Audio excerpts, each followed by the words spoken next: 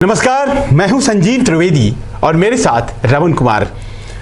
यूं तो मध्य प्रदेश में 28 सीटों पर चुनाव है और ये सारी सीटें जो हैं वो उस इलाके में ज़्यादातर हैं जो ग्वालियर चंबल संभाग कहलाता है।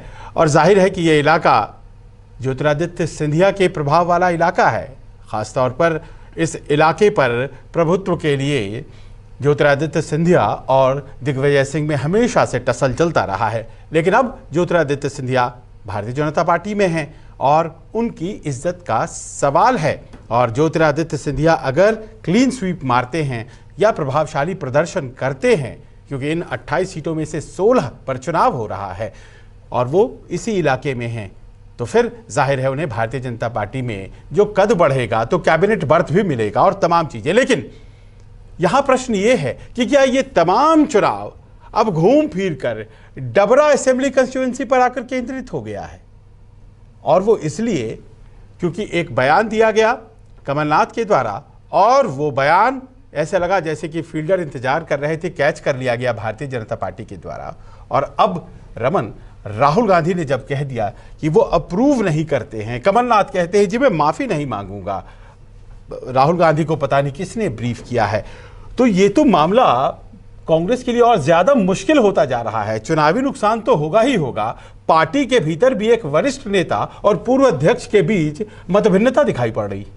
देखिए संजीव जी, कमलनाथ ने जब ये बात कही थी हंसते हुए, मुझे याद है कि जब वो अपना भाषण दे रहे थे इमरती देवी के बारे में, बिल्कुल कमेंट कर रहे थे ये क्या आइटम है। लेकिन उन्हें इस बात का अंदाजा नहीं था कि ये स्पीच या ये भाषण में दिया गया अंश इतना भारी साबित होगा कि उन्हें अपने बयान पर खेद जताना पड़ेगा। और खेद जताने के बाद राहुल गांधी का बयान आएगा, क्योंकि कांग्रेस पार्टी में सोनिया गांधी अभी अध्यक्ष हैं तो राहुल गांधी पूर्व अध्यक्ष, यानी कि कांग्रेस पार्टी के दूसरे सबसे बड़े नेता हैं। अगर उनकी तरफ से मध्य प्रदेश कांग्रेस अध्यक्ष के एक बयान को लेकर उनकी प्रतिक्रिया आती है कि वो इसे पसंद नहीं करते हैं, वो नहीं समझते हैं कि ऐसा कहा जाना चाहिए। फिर जब केसी वेणुगोपाल राहुल गांधी को कहते हैं कि उन्होंने खेद जताया, तो फिर राहुल गांधी कहते हैं कि उन्होंने खेद जताया, लेकिन मैं मानता हूं कि अगर इस भाषा का इस्तेमाल नहीं करते तो ज़्यादा अच्छा होता। और कुछ ही देर के बाद जब कमलनाथ से सवाल पूछा जाता है कि राहुल गांधी ने ये प्रतिक्रिया दी है, तो उन्होंने कहा कि राहुल गांधी को पता नहीं किसने ब्रीफ किया।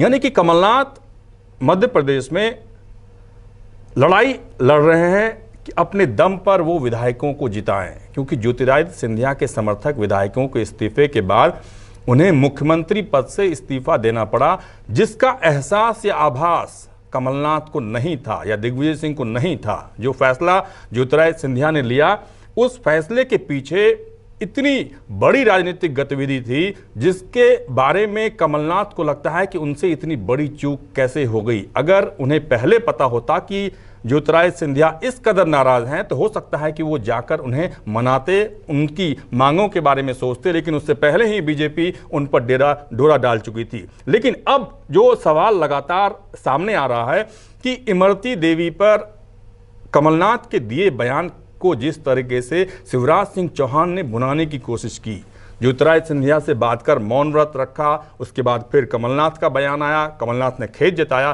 फिर राहुल गांधी का बयान आया, फिर कमलनाथ कहते हैं मैं माफ़ी नहीं मांगूंगा, फिर उन्होंने चिट्ठी लिखी कि मध्य प्रदेश की जनता से आप इस तरीके का बर्ताव मत करिए, क्योंकि मध्य प्रदेश की जनता ने आपको बहुत कुछ दिया है, मध्य प्रदेश ने आपको बहुत कुछ दिया है। आप ये मत समझिए कि आप मध्य प्रदेश की जनता से लूट खसोट सिर्फ करेंगे, क्योंकि ये पता नहीं है कि आप कहाँ के हैं, क्योंकि कल भी उनका कहना था कि आप कानपुर के हैं या कहाँ के हैं, ये किसी को पता नहीं, आप मध्य प्रदेश के नहीं हैं। यानी कि सेंटिमेंट जगाने की कोशिश कर रहे हैं कि कमलनाथ यहाँ के नहीं है, इसीलिए वो भावना इस तरह की बातें वो करते हैं। अब देखिए, जो रमन कह रहे थे, ये सिलसिला शुरू होता है, एक सभा में भाषण दिया जाता है और वहाँ से इमरती देवी खड़ी हैं और ये आइटम शब्द का प्रयोग प्रकारांतर से ऐसा लगा जैसे कि उनके लिए कर दिया कमलनाथ ने। हालांकि वो दोनों शब्द उन्होंने एक बार में नहीं कहे थे, लेकिन फिर भी अगर उन्होंने कहा तो जाहिर है बिल्कुल गलत है, लेकिन खेद जताने में पीछे हट गए।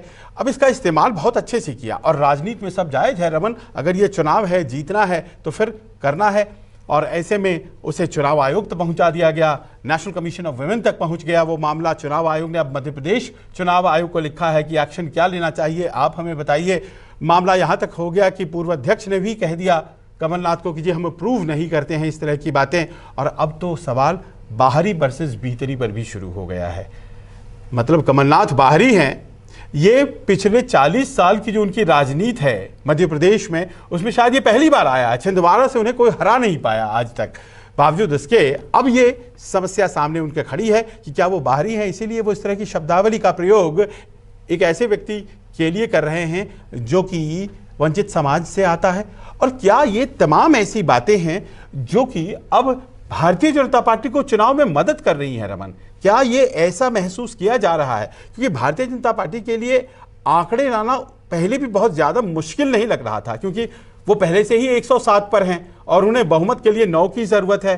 कुछ वहां इंडिपेंडेंट बीएसपी और सपा के भी विधायक हैं, तो उनके लिए 5, 6, 7 लाना ही काफी था। लेकिन क्या आपको लग रहा है कि वो ज्यादा से ज्यादा सीटें जो जीतना चाह रहे थे, वो राह इस विवाद के बाद अब आसान होती है? देखिए, मध्य प्रदेश में जो एक्सपेरिमेंट किया जा रहा है बीजेपी के द्वारा, वही एक्सपेरिमेंट उन्होंने कर्नाटका में भी किया। कर्नाटका में भी कांग्रेस और जेडीएस के कई विधायकों के इस्तीफे के बाद बीजेपी की सरकार बनी, फिर वहां उपचुनाव हुआ और कांग्रेस और जेडीएस ने पूरी ताकत झोंकी। बहुत सारे विधायक यानी कि बहुमत बीजेपी के साथ रहा और यही परिस्थिति उभर कर सामने आ रही है मध्य प्रदेश में, क्योंकि मध्य प्रदेश में जिन विधायकों ने इस्तीफा दिया वो ज्योतिरादित्य सिंधिया के कट्टर समर्थक माने जाते हैं।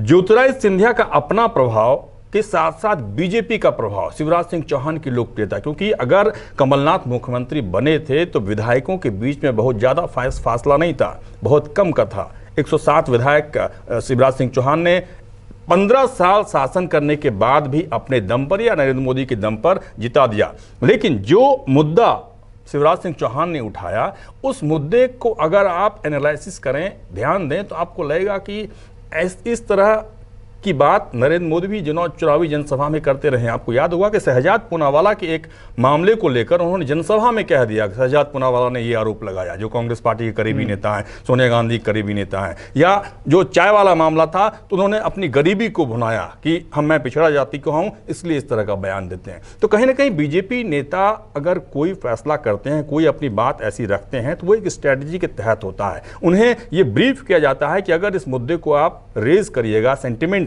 आगे बढ़ाइएगा, तो आपको फायदा मिल सकता है, क्योंकि वो दलित है, वो महिला है, उस पूरे इलाके में एक उनकी भावना जग सकती है और इसका फायदा बीजेपी को मिल सकता है। देखिए, अगर ये फायदा मिलता है तो जाहिर है भारतीय जनता पार्टी की जो स्ट्रैटेजी है वो कामयाब होगी, क्योंकि वैसे भी इमरती देवी एक मजबूत उम्मीदवार मानी जाती हैं और लगातार अपने क्षेत्र में डबरा से वो चुनाव जीतती रही हैं। कहा जाता है कि उन्हें वरदहस्त हासिल है सिंधिया का, और सिंधिया उस इलाके में अपने प्रभाव के लिए जाने जाते हैं। और इन सब के बीच ये चुनाव हो रहा था और कमलनाथ कह रहे थे, दिग्विजय सिंह कह रहे थे कि पीठ में छुरा घोंपा गया, खंजर घोंपा गया, और उन्होंने एक यात्रा भी की थी कमलनाथ ने। तो सब कुछ बढ़िया चल रहा था कि अचानक से ये आ गया विवाद। और देखिए, इस विवाद ने सब कुछ डाउन कर दिया है। एक तो कि पार्टी बदली, सिंबल बदला है, तो भारतीय जनता पार्टी के कई लोग हैं जिनको कि आज उस तरह से सम्मान नहीं मिल रहा है, क्योंकि उन्हीं के क्षेत्रों से अब नए लोगों को भारतीय जनता पार्टी का टिकट दे दिया गया है। जो प्रभावशाली लोग हैं उस इलाके के, जयभान सिंह पवैया हो या अजय बिश्नोई हो, इन सब को लगता है कि वो हाशिए पर जा रहे हैं।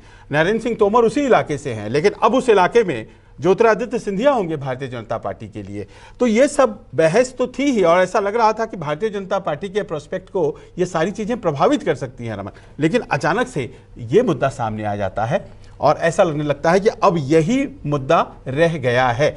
अब ऐसे में क्या आपको लगता है कि कमलनाथ ने जो धोखेबाजी वाली कही थी कि भाई मेरे साथ धोखेबाजी हो गई, इस वक्त सॉरी कहने की जो जरूरत उनको है वो शायद इमरती देवी को नहीं है, क्योंकि धोखेबाजी वाली बात पीछे हट गई है। इस वक्त अगर उन्हें किसी को सॉरी कहना चाहिए तो वो सुरेश राजे हैं, जो कि कांग्रेस के उम्मीदवार डबरा से हैं, और उनकी सभा में ही सब कुछ हुआ है। और शायद सबसे ज्यादा चुनावी गणित अगर गड़बड़ाया है तो सुरेश राजे का। बिल्कुल आप सही कह रहे हैं। और कमलनाथ चूंकि बहुत बड़े जनाधार वाले नेता नहीं हैं, लेकिन उन पर आलाकमान ने जिस वक्त भरोसा जताया था तो ये कहा गया था कि सक्षम हैं, उनके पास पैसा भी है, काफ़ी उद्योगपति हैं, और वो सारा कुछ अरेंज कर लेंगे चुनाव के दौरान, जो कि ज्योतिरादित्य सिंधिया नहीं कर पाएंगे। और दिग्विजय सिंह का भी समर्थन हासिल था। इस चुनाव में जो बातें अभी आपने कहीं कि जो बीजेपी के असंतुष्ट नेता हैं उनको अपने प्रभाव में रखकर उनका इस्तेमाल कमलनाथ कांग्रेस पार्टी के नेता करते तो ज़्यादा अच्छा होता। लेकिन उन्होंने एक ऐसे मुद्दे को छेड़ दिया कि इमरती देवी लोकल नेता हैं, दबंग नेता हैं, दलित नेता हैं, महिला नेता हैं, अपने दम पर उन्होंने अपनी इमेज बनाई और लॉयल है। उन्होंने शुरू से ज्योतिरादित्य सिंधिया का हाथ पकड़ा और जो ज्योतिरादित्य सिंधिया कहते हैं उसी के हिसाब से वो फैसला लेती हैं। तो उस पूरे इलाके में इमरती देवी का काफ़ी प्रभाव है, काफ़ी मान सम्मान है। और इस फैसले के बाद आपने जो देखा, जो तस्वीरें सामने आई कि मैं कमलनाथ का पैर छूती थी, अपना बड़ा भाई मानती थी और उनकी आंखों से आंसू निकले। जो आंखों से आंसू निकले उस आंसू के बारे में जो उस इलाके की जनता है, जो दलित जनता है, महिला जो वोटर है, उन पर प्रभाव पड़ा हुआ है। इस बात का एहसास शिवराज सिंह चौहान को भी है, ज्योतिरादित्य सिंधिया को भी है और इसीलिए कमलनाथ को बाद में खेद जताना पड़ा। क्योंकि अगर उन्हें लगता कि उनके जुबान से जो बातें निकली वो गलत है तो दूसरी जनसभा में या दूसरे पत्रकार सम्मेलन में वो खेद जता देते। लेकिन जब उन्होंने देखा कि लगातार ये खबरें चल रही है, उन पर दबाव आ रहा है, उसके बाद उन्होंने खेद जताया और उसके बाद फिर माफी मांगने का दबाव उनके ऊपर। अच्छा होता अगर दिल बड़ा करके वो तुरंत इमरती देवी से माफी मांग लेते, ये पूरा चैप्टर खत्म हो जाता। ना शिवराज सिंह चौहान का मौन व्रत होता, ना ज्योतिरादित्य सिंधिया का मौन व्रत होता, ना ये मुद्दा होता दूसरे दिन। कमलनाथ ने इतनी बड़ी गलती कर दी। और देखिए, अगर बड़े आदमी हैं आप और गलती कर जाते हैं तो वो गलती बड़ी हो जाती है। ये तो नियम है सामाजिक। कुछ और नेता भी हैं जिन्होंने कुछ इस तरह के बयान दिए हैं।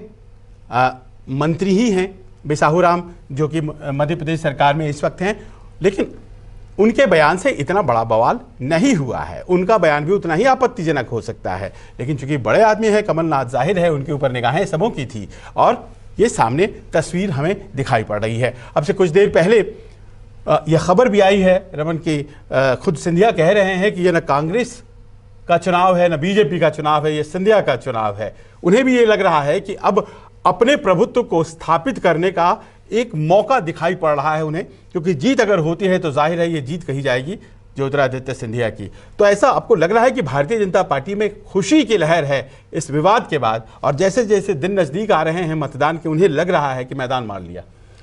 क्योंकि एक इसका दूसरा पहलू भी है, क्योंकि शिवराज सिंह चौहान मुख्यमंत्री रहते जो उन्होंने फैसला किया उसका फॉलो ज्योतिरादित्य सिंधिया को करना पड़ा कि वो उन्होंने भी कहा कि मैं मौन व्रत रखूंगा। जबकि इमरती देवी ज्योतिरादित्य सिंधिया के कट्टर समर्थक, उनके इलाके के नेता, वो अगर लीड लेते तो कहीं ना कहीं ज्योतिरादित्य सिंधिया को इस बात का एहसास भी हो रहा है कि अगर हमारी सरकार बची रहती है, कंटिन्यू हमारे विधायक आते हैं, इतने सारे विधायक आते हैं कि सरकार बनी रहती है, तो ऐसे में उनके प्रभाव का इस्तेमाल आगे मध्य प्रदेश में किस तरीके से हो, या जो आपने कहा था कि केंद्र में जो अगर कैबिनेट एक्सपेंशन होता है तो उसमें ज्योतिरादित्य सिंधिया को अच्छा पोर्टफोलियो किस तरीके से मिले, इस बात को ध्यान में रखते हुए जिस इलाके में आज उन्होंने ये बात कही वो उनका गढ़ माना जाता है, सिंधिया फैमिली का गढ़ माना जाता है। इसीलिए उन्होंने कहा कि ये चुनाव ना कांग्रेस का है ना बीजेपी का है, ये सिंधिया फैमिली का है। सिंधिया फैमिली की इज्जत दांव पर लगी हुई है और पूरे देश की नज़र इस चुनाव पर है, इसीलिए आपको हमें वोट देना है, हमें आगे करना है। यानी कि जो लोगों के मन में जो भावना है सिंधिया फैमिली के प्रति, जिस इलाके में हमने देखा कि चाहे ग्वालियर हो, गुना हो, उस इलाके में हमेशा से सिंधिया फैमिली का दबदबा रहता है, चुनाव भी वो जीतते रहे हैं, इसलिए उस सेंटिमेंट को वो आगे करना चाहते हैं। और उन्हें लगता है कि आने वाले समय में जब ये चर्चा लगातार मीडिया के जरिए बीजेपी के नेताओं तक भी पहुँचेगी तो उन्हें इस बात का एहसास होगा कि ज्योतिरादित्य सिंधिया के चलते ही बीजेपी की सरकार फिर से बनी और ज्योतिरादित्य सिंधिया के चलते ही ये सरकार अभी कंटिन्यू कर रही है, चल रही है। बहुत बड़ी बात है। अगर ऐसा साबित कर देते हैं ज्योतिरादित्य सिंधिया तो जाहिर है कि भारतीय जनता पार्टी में उनका कद और बढ़ता चला जाएगा। केंद्र में मंत्री पद अपेक्षित है, ऐसा उनके समर्थक तो मानते ही हैं। अब देखिए, बहुत सी ऐसी बातें हैं जो कि इस चुनाव में हो रही हैं, जो कि गैर जरूरी चुनाव मध्य प्रदेश के लोगों के हिसाब से अगर हम देखें तो कई मंत्री हैं जिनके कार्यकाल मंत्री के रूप में ख़त्म 6 महीने में हो गए, क्योंकि 21 अक्टूबर कल की तारीख जो है वो ऐसी तारीख है जिसमें तुलसी सिलावट हों या फिर गोविंद सिंह राजपूत हों, इन सबों के मंत्री पद का जो काल है 6 महीने बिना विधायक रहे वो ख़त्म होना जा रहा है। और ऐसा पहले कभी नहीं देखा गया कि कोई व्यक्ति मंत्री बन जाए और उसके बाद वो इसीलिए मंत्री न रह पाए क्योंकि वो विधायक नहीं है। लेकिन देखिए, चुनाव के इतने दिनों बाद फिर से अगर वो जीतते हैं तो मंत्री बनेंगे, फिर से शपथ लेंगे। तो तमाम ऐसी बातें हो रही हैं इस चुनाव में जो मध्य प्रदेश के लिए उतना अहम नहीं था, लेकिन मध्य प्रदेश में नेताओं के लिए ज़रूर अहम था। देखना है कि क्या होता है, क्योंकि अब हमारी नज़रें इस बात पर भी हैं कि जो चुनाव आयोग है राज्य में, वो आखिरकार कमलनाथ के खिलाफ किस तरह के कार्रवाई का, एक्शन का फैसला लेता है। आज बस इतना ही। हमें दीजिए इजाज़त। अपने लाइक्स और सब्सक्रिप्शंस हमें ज़रूर आशीर्वाद के तौर पर दीजिए, क्योंकि आप तक इसी तरह से हम लगातार खबरें पहुंचाते रहेंगे।